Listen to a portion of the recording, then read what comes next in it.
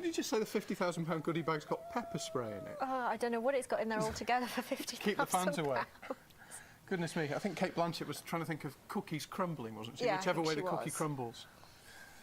As we've been hearing, though, in Lizo's report, 12 Years a Slave is one of those hoping to be a big winner tonight, with 9 nominations. Yeah, it's based on the memoirs of one man, Solomon Northrop.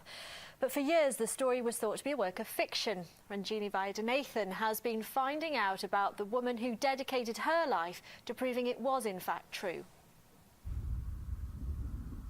Haunted by history.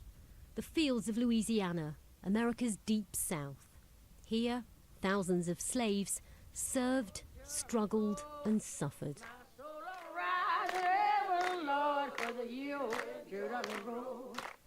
Solomon Northrop was one of the few who got to tell his story.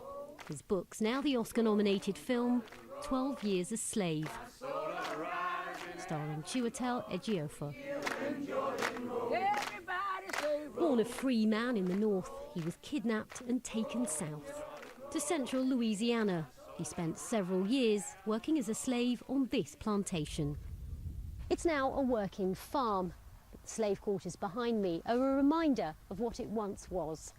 The story of Solomon Northrop might never have come to light if it wasn't for the tireless efforts of one woman.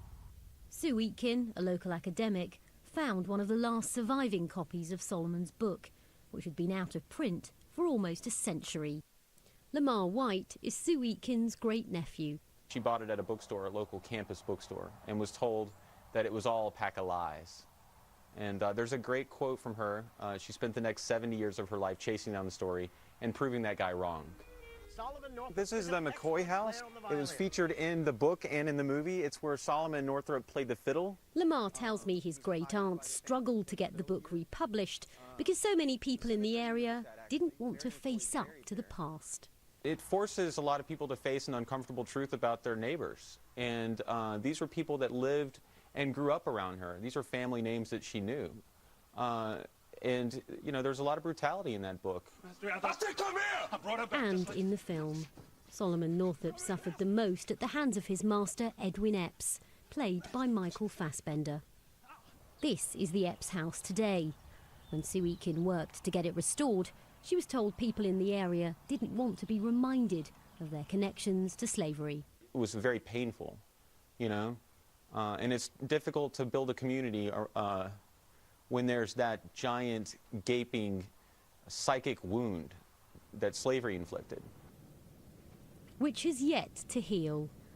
These derelict slave quarters are among the last still standing. More than 150 years on, the legacy of Solomon Northrop and of slavery remain an uncomfortable truth. Ranjini Vaidyanathan, BBC News, Louisiana.